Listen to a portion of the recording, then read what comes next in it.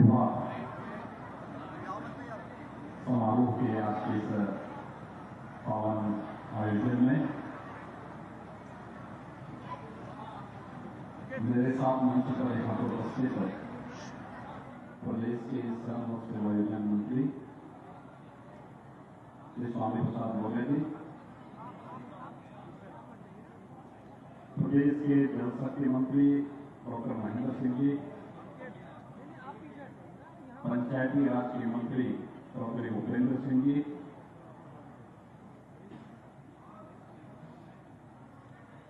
जल शक्ति विभाग के राज्य मंत्री सरदार भवेश सिंह भोलक जी, माननीय सांसद डॉक्टर संजय मित्रा मौर्य जी, भारतीय जनता पार्टी के क्षेत्रीय अध्यक्ष श्री मोहित बेनीवाल जी, महापौर मुरादाबाद श्री प्रमोद अग्रवाल जी, पूर्व सांसद श्री सर्वेश जी, सत्यपाल सिंह सैनी जी, विधान परिषद के हमारे माननीय सदस्य श्री जयपाल सिंह व्यस्त जी, सरदार हरि सिंह निगो जी, माननीय विधायकगण श्री देश गुप्ता जी, राजेश कुमार सिंधु जी, श्रीमती राजवाला जी, अशोक राणा जी, महेंद्र सिंह भरतवंशी जी, कुमार सुशांत सिंह जी, श्री राजीव करारा जी, श्री ओम कुमार जी, श्रीमती संगीता चौहान जी, श्रीमती सुजी चौधरी जी, श्री राजीव अजीत कुमार जी, क्षेत्रीय महामंत्री हरिओम शर्मा जी, गोपाल रंजान जी, माननीय विधायक कमलेश सैनी जी, महानगर के अध्यक्ष धर्मेंद्र नाथ मिश्र जी, जिला के अध्यक्ष रतपाल सिंह चौहान जी और भारी संख्या में आज के इस सामूहिक विवाह कार्यक्रम और मुरादाबाद की विभिन्न विकास परियोजनाओं के लोकार्पण और शिलान्यास के इस आयोजन में उपस्थित भाइयों बहनों, सामूहिक विवाह 2754 जोड़ों का एक साथ यहाँ पर संपन्न हो रहा है। इसके लिए श्रम विभाग को, श्रम मंत्री श्री स्वामी प्रसाद मौर्य जी को और उनकी पूरी टीम को हृदय से धन्यवाद देते हुए जितने भी जोड़े यहाँ पर आज शादी ब्याह के इस नए जीवन में प्रवेश कर रहे हैं, इन सभी वरवधुओं को मैं प्रदेश सरकार की ओर से हृदय से बधाई देता हूँ। उन सब के प्रति अपनी शुभकामनाएं व्यक्त करता हूँ, उनके उज्जवल में भविष्य की कामना करता हूँ।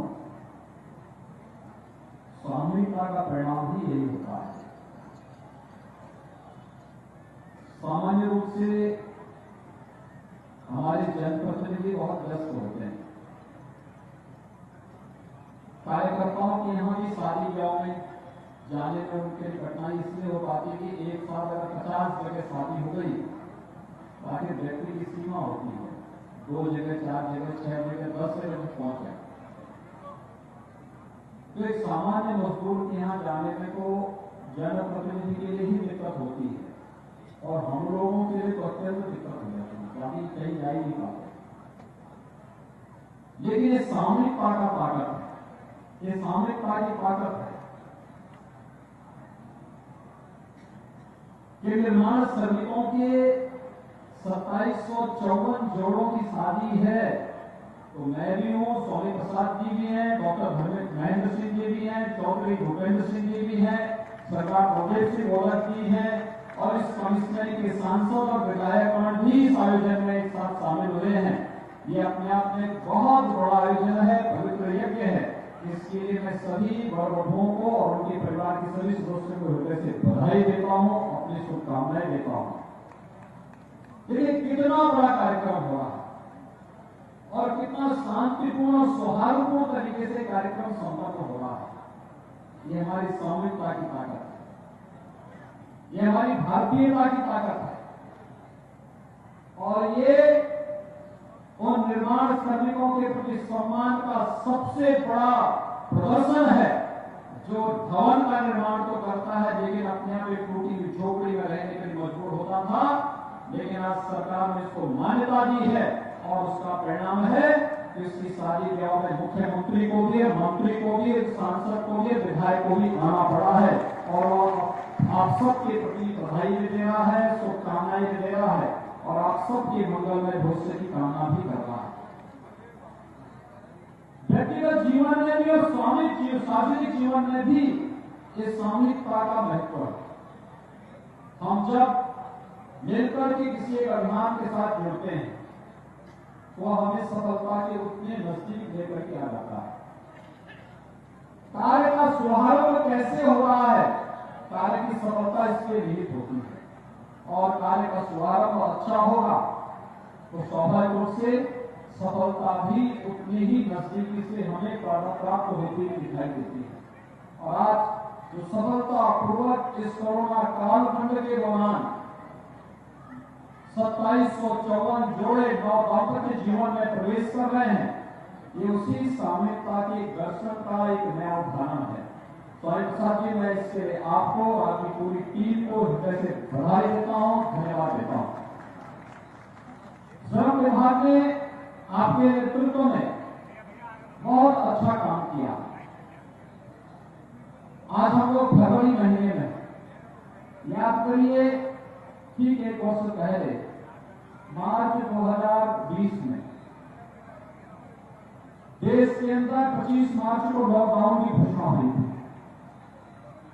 वैश्विक महामारी कोरोना से देश को बचाने के लिए प्रधानमंत्री मोदी जी ने समय से निर्णय लिया और उसका परिणाम है आज पूरा देश सुरक्षित स्थिति में। हम लोग इस मानवीय कार्यक्रम में शामिल हो पा रहे हैं।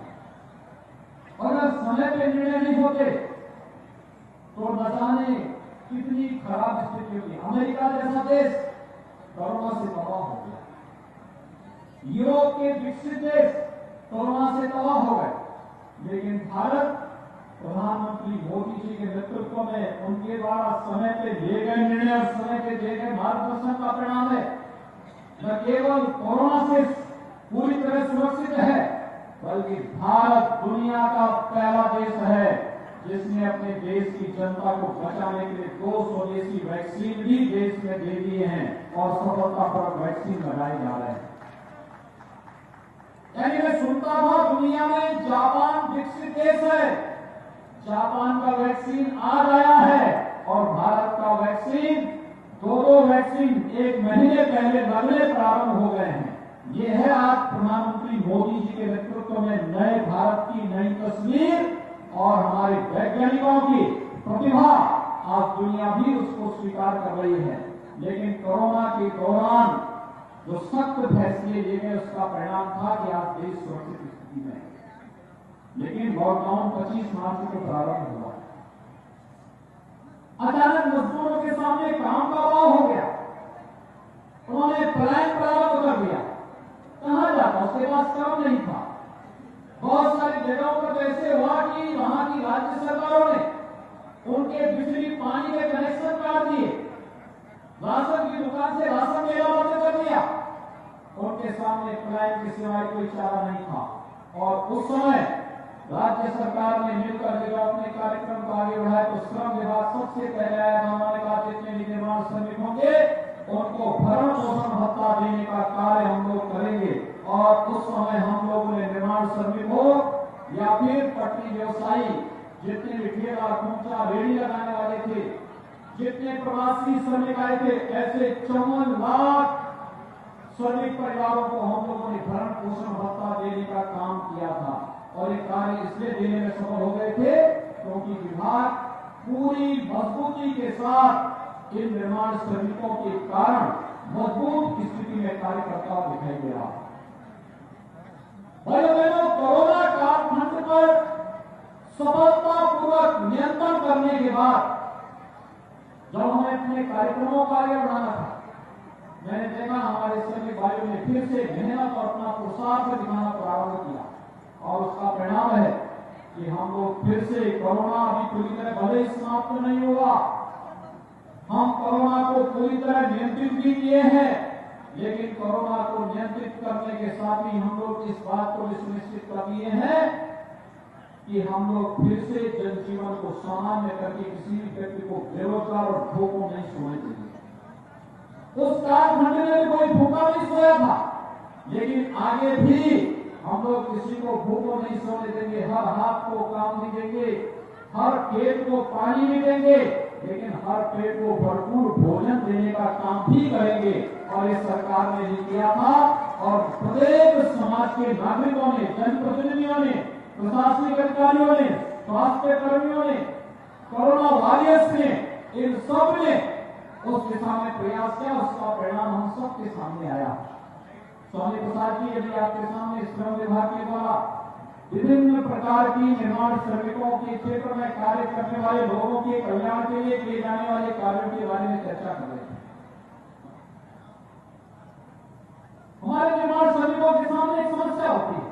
आज वो मुरादाबाद में काम कर रहा है, अगले महीने वो अलीगढ़ चला जाता है, इसके बाद में वहां का कार्य संपन्न करके फिर वो आगरा चला जाता है, फिर फिरोजाबाद चला जाता है, फिर मथुरा चला जाता है, जीवन भर ढूंढता रहता है।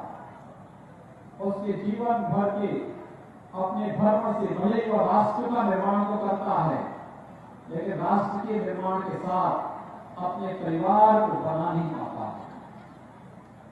लेकिन जो राष्ट्र का निर्माण करेगा, उसके निर्माण की जिम्मेदारी सरकार की होगी और सरकार उस दिशा में प्रयास करेगी। हम लोगों ने तय किया है प्रदेश के अंदर 18 कमिश्नरी में हम लोग 18 अटल आवासीय विद्यालय बना रहे हैं। यानी अब श्रमिक का बेटा भी, श्रमिक की बेटी भी सीबीएसई बोर्ड की तर्ज पर अत्याधुनिक शिक्षा अर्जित करेगी और इसके लिए 18 अटल आवासीय विद्यालय के निर्माण कार्य को हम प्रारंभ करने जा रहे हैं, जहां पे उनके बच्चों को लाएंगे, उनके रहने की फ्री व्यवस्था, खाने की फ्री व्यवस्था, पढ़ाई की फ्री व्यवस्था, उसको पढ़ा लिखा करके आगे बढ़ाएंगे और उसकी ऊर्जा और उसकी प्रतिभा का लाभ फिर समाज कल्याण, राष्ट्र कल्याण में लगाने का कार्य भी करेंगे। प्रतिभा किसी जाति, किसी मत, किसी मजहब, किसी क्षेत्र, किसी भाषा तक सीमित नहीं होती है। प्रतिभा तो हर एक जगह मौजूद है और उस प्रतिभा का लाभ लेने के लिए अटल आवासीय विद्यालय प्रदेश के अंदर प्रारंभ होने जा रहे हैं। ये अटल आवासीय विद्यालय श्रमिकों के बच्चों को, अनाथ बच्चों को एक नया जीवन देने के लिए और उन्हें जीवन में आगे बढ़ने के लिए एक नया मंच प्रदान करने के लिए प्रदेश सरकार के द्वारा की गई पहल का परिणाम है। और बहुत शीघ्र श्रमिकों के बच्चे खाना बदोश की तरह जगह जगह घूमेंगे नहीं, बल्कि अटल आवासीय विद्यालय में भले ही माँ बाप कहीं भी अपना काम धाम करें, लेकिन बच्चे एक जगह सुरक्षित रहेंगे और साल में जब उनकी मर्जी आएगी तो वे वहां जाकर के देख पाएंगे, वहां उनकी रहने की व्यवस्था रहेगी। लेकिन उन बच्चों के रहने की, खाने की, आधुनिक शिक्षा की और सभी प्रकार की सुविधाओं का खर्चा सरकार उठाएगी। सरकार उन्हें हर प्रकार से आगे बढ़ाने का कार्य करेगी। कोरोना ने भाइयों बहनों बहुत कुछ हमें सबक दिया। एक सबक था प्रवासी और निवासी श्रमिकों की सामाजिक आर्थिक व्यवस्था के लिए सरकार इस दिशा में बहुत गंभीरता से प्रयास कर रही है। अब किसी श्रमिक को आने वाले समय में भटकना नहीं पड़ेगा, उसको किसी के सामने हाथ नहीं फैलाना पड़ेगा। और अगर कोरोना जैसी महामारी ने कभी दुर्भाग्य से दस्तक देने का प्रयास किया तो भी हमारा किसान भाई, हमारा श्रमिक भाई कहीं भी हताश नहीं होगा, निराश नहीं होगा, क्योंकि सरकार इस प्रकार की योजनाएं उनके लिए बना देगी जो हर प्रकार से संबल प्रदान करेगी, उसकी सुरक्षा का एक नया माहौल देगी, सुरक्षा का एक नया चक्र उसे प्रदान करेगी। और सुरक्षा चक्र के साथ आप सबको जोड़ने के लिए ही आज सरकार पूरी मजबूती के साथ आपके साथ खड़ी होती हुई दिखाई दे रही है। भाइयों बहनों, आप सब जानते हैं देश के अंदर 2014 में प्रधानमंत्री मोदी जी ने जब सत्ता की बात को संभाली उससे पहले देश के अंदर किस प्रकार का विश्वास अविश्वास किसी स्थिति में अराजकता थी। लोगों में जनता का आम जनमानस में सरकार की छवि एकदम खलनायक जैसी बनी हुई थी। लेकिन पहली बार सरकार के एजेंडे में गांव का है, गरीब है, किसान है, नौजवान है, महिलाएं हैं, मजदूर हैं, ये सभी सरकार के एजेंडे के हिस्से 2014 में बने जब प्रधानमंत्री मोदी जी ने इस बात की घोषणा की। और उस प्रकार की घोषणाओं के साथ साथ उस प्रकार की योजनाओं को लागू करना प्रारंभ किया।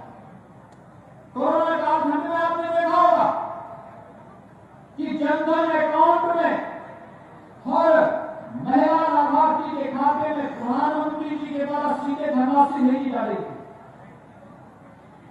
आत्मनिर्भर भारत के अंतर्गत सूक्ष्म लघु मध्यम उद्यम क्षेत्र में कार्य करने वाले जितने भी उद्यमी थे, वहां पे कार्य करने वाले कारीगर थे, वहां पे कार्य करने वाले मजदूर थे, इन सबके लिए अलग से पैकेज की घोषणा हो रही थी। इनके लिए कार्यक्रम बन रहे थे। वृद्धावस्था पेंशन हो, निराश्रित महिला पेंशन हो, दिव्यांगजन पेंशन हो, कुष्ठावस्था पेंशन हो, इनकी राशि सीधे उनके अकाउंट में भेजी जा रही थी। और यही नहीं, 12 करोड़ किसानों के खाते में प्रधानमंत्री किसान सम्मान निधि का पैसा भी प्रधानमंत्री जी के द्वारा सीधे उनके अकाउंट में देने का कार्य हुआ। अगर जनधन अकाउंट नहीं होता क्या एक पैसा सीधे उनके खाते में पहुंच पाता? क्या लेखपाल राजस्व कर्मियों के माध्यम से हम इतनी बड़ी योजना को एक समय सीमा के अंदर पूरा कर पाते? असंभव। इतनी लेखपाल कहां से आते? लेखपाल राजस्व कर्मी होम डिलीवरी में लगे थे, एक एक घर तक खाद्यान्न पहुंचाने में लगे थे, वे भी काम कर रहे थे। एक साथ इतना बड़ा आपदा प्रबंधन का कार्य संभव नहीं था, लेकिन तकनीक ने इसे आसान बनाया। और इस तकनीक पर एक कॉमन मैन की पहुंच को बनाने का श्रेय किसी को दिया जा सकता है, और प्रधानमंत्री मोदी जी को दिया जा सकता है, जिन्होंने देश को कोरोना जैसी महामारी से लड़ने के लिए पहले एक विजन दिया। और उस विजन का परिणाम था कि देश आज कोरोना जैसी महामारी को पूरी तरह परास्त करने की स्थिति में पहुंच चुका है। भाइयों बहनों, मुझे यही बात आपके सामने आप सबके सामने कही थी कि स्वामित्व की ताकत एक सकारात्मक ताकत है। अगर सरकार के मन में किसानों के बारे में, मजदूरों के बारे में, एक कॉमन मैन के बारे में भाव नहीं होता, क्या ये सामूहिक व्यवहार का आयोजन हो पाता? अगर किसानों के मन में चिंता नहीं होती तो आप क्या प्रधानमंत्री किसान सम्मान निधि किसानों के खाते में 6,000 रुपए सालाना मिल पाते? अगर किसानों के बारे में सरकार की चिंता नहीं थी, प्रधानमंत्री फसल बीमा योजना लागू हो पाती? कृषि सिंचाई योजना, प्रधानमंत्री कृषि सिंचाई योजना लागू हो पाती? या किसानों का कर्ज माफ हो पाता? ये शासन की मंशा का हिस्सा था। अन्नदाता किसानों की जीवन में खुशहाली देश की खुशहाली का आधार बनेगा। एक तरफ सरकार ईमानदारी के साथ उनके जीवन में परिवर्तन लाना चाहती है, ईमानदारी के साथ उनके योजना बनाकर के उसको क्रियान्वित कर रही है। हमारा सांसद, हमारे विधायक, हमारे मंत्री गांव-गांव में जाकर के योजनाओं का लाभ उपलब्ध कराने के लिए पूरी प्रतिबद्धता के साथ कार्य कर रहा है। तो दूसरी तरफ कुछ ऐसे भी लोग हैं जो किसानों का, मजदूरों का हित नहीं होने देना चाहते। वे कुछ न कुछ एक नकारात्मकता पैदा करने का प्रयास करते हैं। उनको बुरा लगता है जब किसान की फसल का दाम किसान के खाते में जाता है तो स्वाभाविक रूप से बीज की जो दलाली है बंद हो जाएगी। तो जो दलाल है उनको परेशानी होने लगती है, ये कैसे हो गया? क्योंकि कुछ लोगों का तो यही कार्य रहा है। स्वर्गीय राजीव गांधी वैसे ही बोलते थे कि हम 100 रुपया भेजते हैं, 15 ही गरीब के खाते में पहुंचता है। ये 85 रुपया कहां जाता था? जिन दलालों के खाते में जो दलाल 75-85 रुपए को हजम कर जाते थे, वही लोग आज परेशान हैं, वही लोग नकारात्मकता पैदा करने का प्रयास कर रहे हैं। वही लोग बाबा साहब भीमराव अम्बेडकर के संविधान का अपमान कर रहे हैं और वही लोग हैं जो लगातार समाज में अव्यवस्था अराजकता का माहौल पैदा करते हुए दिखाई दे रहे हैं। हमें ऐसे लोगों से सावधान होना होगा जिनके एजेंडे में कभी किसान नहीं था, जिनके एजेंडे में कभी मजदूर नहीं था, जिनके एजेंडे में कभी नौजवान नहीं था, जिनके एजेंडे में कभी महिलाएं नहीं थी, जिन्होंने केवल वोट बैंक को बना करके इन्हें अपने स्वयं के स्वार्थ के वोट बैंक बना करके सत्ता प्राप्त करने का साधन निराकर बनाया था, वही लोग आज गुमराह करके और तमाम प्रकार की भ्रम की स्थिति पैदा करने का प्रयास कर रहे हैं। भाई मैं बात में कह सकता हूं कि केंद्र और प्रदेश सरकार की योजनाएं बिना भेदभाव के समाज के प्रत्येक तबके के लिए, मुख्यमंत्री कन्या सुमंगला योजना में कन्या के जन्म लेने से लेकर के स्नातक तक की पढ़ाई तक के लिए 15,000 रुपए की एक पैकेज एक कन्या को सरकार दे रही है। और जब वह शादी ब्याह के योग्य होती है, श्रमिक परिवार से है, तो श्रम विभाग के द्वारा 65,000 रुपए एक बालिका की शादी के लिए प्रदान किए जाते हैं। अगर वे सामान्य परिवार के हैं तो मुख्यमंत्री सामूहिक विवाह योजना के अंतर्गत 51,000 रुपए की राशि भी राज्य सरकार भी उस योजना के अंतर्गत प्रदान करती है। समाज कल्याण विभाग के द्वारा 20,000 रुपए की अतिरिक्त राशि शादी ब्याह के लिए उपलब्ध कराई जाती है।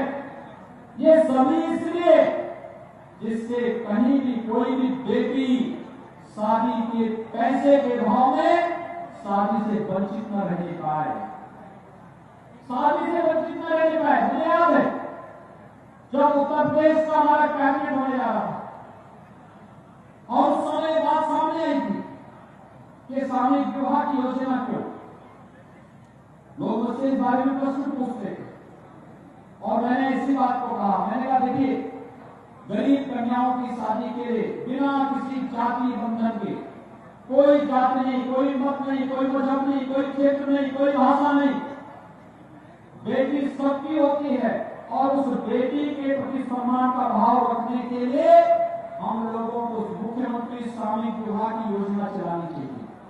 उस समय समाजवादी पार्टी के लोग, कांग्रेस के लोग, बसपा के लोग, अन्य राजनीतिक दलों के लोग हंसते थे, कहते थे इससे क्या होने वाला। और मुझे बताते हुए प्रसन्नता है कि हम लोग मुख्यमंत्री सामूहिक विवाह योजना के अंतर्गत पिछले 2-3 वर्ष के अंदर हम लोगों ने लगभग 1.25 लाख से अधिक कन्याओं की शादी मुख्यमंत्री सामूहिक विवाह योजना के अंदर संपन्न की है। आप सोचिए, ये 1.25 लाख से अधिक कन्याएं जिनका विवाह मुख्यमंत्री सामूहिक विवाह योजना के अंतर्गत होता था, आखिर ये किसी की बेटी को है। मुझे याद है एक बार की घटना, मेरे पास एक महिला, मैं कार्यालय सांसद के रूप में अपने कार्यालय में नियमित रूप से बैठता था, जनता से मिलता था, और एक महिला आई थी। वो महिला बहुत देर से खड़ी थी। मैं जब जनता से मिला, मैंने उससे पूछा, मैंने कहा यहाँ क्यों खड़ी, क्यों आप अपनी बात नहीं कहते हैं? तो उसने कहा मेरे सामने, उसने कहा कि मुझे धर्मशाला में एक कमरा मिल पाएगा। मैंने पूछा, मैंने कहा धर्मशाला में कमरे से आप क्या करेंगे? कहा कि लड़की की शादी करनी है। तो मैंने कहा एक कमरे में लड़की की शादी होती है क्या? तो फिर उसने कहा कि मेहमान आएंगे। मैंने कहा कितने मेहमान आएंगे? उसने कहा 10-12। भोजन था। मैंने कहा भोजन में क्या चाहिए? उसने कहा दाल चावल मिल जाए। तो मैं समझ गया कि ये किसी कमजोर मजदूर परिवार की महिला है, पैसा नहीं है, लड़की की शादी करना चाहती है, शादी तय कर चुकी है। तो हम लोगों ने शादी विवाह को बहुत अच्छे ढंग से संपन्न करवाया। उस समय उस पूरे कार्यक्रम में मुश्किल से 25,000 रुपए खर्च हुए थे। जब मैं मुख्यमंत्री बना तो मैंने सबसे पहले एक व्यवस्था बनाई कि 35,000 रुपए एक कन्या की शादी के लिए राज्य सरकार के द्वारा सामूहिक विवाह के रूप में करने को उपलब्ध कराएंगे। और उसके बाद जब इसकी डिमांड बढ़ी तो हमने इस राशि को 51,000 किया है। और आज मुझे बहुत प्रसन्नता है कि प्रदेश के अंदर हमारे जनप्रतिनिधियों की लोकप्रिय योजना है। क्योंकि बहुत सारे लोग ये सोचते होंगे, सरदार पटेल से बोला तो सोचते होंगे कि अगर सामूहिक विवाह में उनकी शादी होती तो दहेज हो सकता है उनको और मिल गया होता। लेकिन ये बहुत अच्छी योजना, बहुत अच्छी योजना है, बिना किसी दहेज के और बिना किसी वाद विवाद के सभी लोग एक साथ आ रहे हैं। और जब मैंने कहा ना कि सामान्य रूप से आप विधायक और मंत्री को बुलाते अपनी व्यस्तता से समय नहीं निकाल पाते, लेकिन 2754 जोड़े देखिए कितने सौभाग्यशाली हैं कि यहाँ पे मुख्यमंत्री को भी आना पड़ा, 4 मंत्रियों को भी आना पड़ा और सभी एक दर्जन से भी हमारे जनप्रतिनिधि भी हैं। और इसकी सबसे बड़ी विशेषता और क्या है, सामान्य परिवार में किसी के यहाँ शादी ब्याह होता है तो शादी ब्याह का कार्ड वो परिवार बांटता है, स्वयं जाता है। और इस शादी ब्याह का कार्ड जो बांटने वाले कौन थे, न्योता देने वाले थे जिलाधिकारी, कमिश्नर, यहाँ के उप श्रमायुक्त, वरिष्ठ प्रशासनिक अधिकारी। वे कार्ड बांट करके लोगों को न्योता दे करके बुलाए। यानी कितनी हाई लेवल की ये शादी ब्याह पार्टी है और इतनी बड़ी संख्या में एक साथ सामूहिकता का दर्शन हो रहा है। ये जीवन में सामूहिकता का महत्व है। आज इस अवसर पर हम मुरादाबाद की अनेक योजनाओं का लोकार्पण, भाई जब नागरिक कार्यक्रम हो तो नागरिक कार्यक्रम में कुछ अच्छा और कुछ नयापन भी दिखना चाहिए। और आज उसका परिणाम है कि यहाँ के जनप्रतिनिधियों के सहयोग से यहाँ के जिला प्रशासन ने विकास परियोजनाओं के तमाम कार्यक्रमों को यहाँ पर भी आगे लागू किया है, जिसमें 183 करोड़ रुपए की लागत से 48 विकास परियोजनाओं का लोकार्पण का कार्यक्रम और शिलान्यास का कार्यक्रम भी यहाँ पर संपन्न हो रहा है, जिसमें मुरादाबाद के विकास से जुड़ी हुई वे तमाम योजनाएं हैं, जिन योजनाओं के लिए को लेकर के चाहे वह ऊपरगामी सेतु का हो, पेयजल की योजनाओं का है, तमाम जो हमारे बेसिक परिषद के जो विद्यालय हैं, बेसिक शिक्षा परिषद के विद्यालय हैं या उच्च प्राथमिक विद्यालय हैं, उसमें स्मार्ट क्लास का है, सामुदायिक स्वास्थ्य केंद्र के निर्माण की परियोजनाओं का है और भी तमाम अन्य योजनाओं के साथ साथ पुलिस कर्मियों के लिए बैरक के निर्माण की कार्रवाई और अन्य विभिन्न प्रकार की परियोजनाओं के लोकार्पण के कार्यक्रम को भी आज हम इसके साथ जोड़ रहे हैं। ये योजना यहाँ मुरादाबाद वासियों के लिए मंगलदायी होगी, क्योंकि एक नागरिक कार्यक्रम के साथ ये जुड़ रही है। पेयजल की योजना देश के अंदर बहुत बड़ी योजना आ रही है और उत्तर प्रदेश सरकार ने पहले ही बुंदेलखंड और विंध्य क्षेत्र में इसको लागू कर दिया। हर घर में शुद्ध पेयजल उपलब्ध कराना, पेयजल की स्कीम जिसमें शुद्ध पेयजल की आपूर्ति हर घर तक हम लोग करवाएंगे और हर घर की ये योजना अभी हर एक जनपद की बनाई जा रही है। लेकिन साथ साथ सुविधा देने का काम जहां सरकार का है, वहीं साथ ही साथ मैं आह्वान करूंगा कि सुविधा को हम लोग कैसे आगे बढ़ा सकते हैं, उसके साथ अपने आप को जोड़ सकते हैं। हमारा प्रयास होना चाहिए जल संरक्षण करने का। हमारा घर होगा, घर की छत में बरसात का पानी आता होगा, कैसे हम रेन वाटर हार्वेस्टिंग के माध्यम से उस जल को सुरक्षित करवा सकें, क्योंकि ये जल संरक्षण का एक कार्यक्रम हमारे लिए उसी प्रकार की एक पूंजी होगी जैसे बैंक में जब हम पैसा जमा करते हैं तो पैसा हमारी विपत्ति के समय हमारे लिए उपयोगी हो जाता है। भले दैनिक जीवन में आप उसका उपयोग न करते हैं, लेकिन उसका उपयोग आप विपत्ति के समय जरूर कर सकते हैं। ऐसे ही जल संकट, क्योंकि जल है तो कल है और जल संकट का सामना हमारे आने वाली पीढ़ी को न करना पड़े, इस दृष्टि से आवश्यक है जल संरक्षण पर भी हमें ध्यान देना होगा। सरकार प्रधानमंत्री आवास योजना के माध्यम से हर गरीब को मकान दे रही है। 40 लाख से भी गरीबों को प्रदेश में अब तक हम मकान दे चुके हैं। लेकिन साथ साथ हमारा प्रयास होना चाहिए शासन की योजनाओं के साथ कुछ ऐसी योजनाओं को जिसके साथ जोड़ें जिन योजनाओं का लाभ हमारे आने वाले भविष्य में हमें हमारी पीढ़ी को प्रदान कर सके। और ये विकास की योजनाएं उसी क्रम का हिस्सा है। एक बार फिर से मैं आपके श्रमिक विभाग कार्यक्रम के अवसर पर 2754 जोड़ों को एक साथ दाम्पत्य जीवन में एक साथ सामूहिक रूप से बनने के लिए आप सभी के प्रति मैं हृदय से बधाई देता हूं, अपनी शुभकामनाएं देता हूं। आप सबका जीवन मंगलमय हो, आपका जीवन में आपके जीवन में खुशहाली आए और यह मंगलमय जीवन आपको आगे बढ़ने के लिए निरंतर प्रेरित करते रहे। इस विश्वास के साथ आप शासन की योजनाओं का लाभ इसी निरंतरता के साथ लेते रहे। इस विश्वास के साथ आप सबको मैं हृदय से बधाई देता हूं, अपनी शुभकामनाएं देता हूं। यहाँ के जनप्रतिनिधियों को, जो हमारे सांसद, विधायक, विधान परिषद के सदस्यगण हैं, इनके द्वारा विकास में भी और ऐसी लोक कल्याणकारी योजनाओं में भी रुचि लेने के लिए, क्योंकि इन्हीं की रुचि का परिणाम है कितना बदले आयोजन हो पा रहा। इस रुचि के लिए इनको भी मैं हृदय से धन्यवाद देते हुए आप सबके प्रति अपनी शुभकामनाएं देता हूं। धन्यवाद। जय हिंद।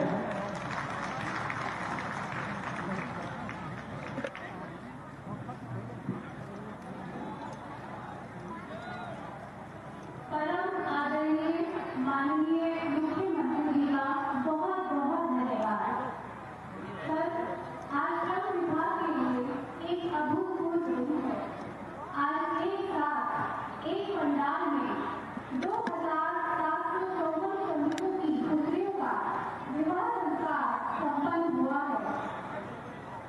आपसे कल हमें सादर निवेदन करना चाहते हैं कि उन जोड़ों में से कुछ जोड़ों को यदि आपके स्तर से आशीर्वाद प्राप्त हो जाए तो ये ऐतिहासिक क्षण हम लोगों के लिए होगा और इस आशीर्वाद के साथ हमें भविष्य में और अधिक बेहतर कार्य करने की प्रेरणा मिलेगी।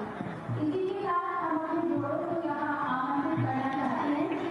सबसे पहले जो हमारी लाभार्थी है श्रीमती राजेश्वरी, उनकी पुत्री का नाम है टिंकी और वर का नाम है राजीव।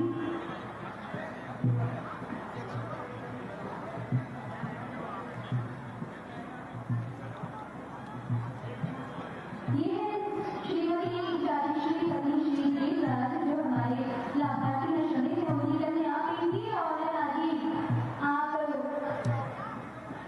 हिंदू धर्म से संबंध रखते हैं और इनके बाद आएंगे जलीस अहमद पुत्र श्री मामबख्श की पुत्री नजराना और दानिश इस्लाम धर्म से, और जलीस अहमद पुत्र श्री मामबख्श की पुत्री नजराना के बाद चरणजीत कौर पुत्री श्री संतोष सिंह पुत्र श्री श्याम सिंह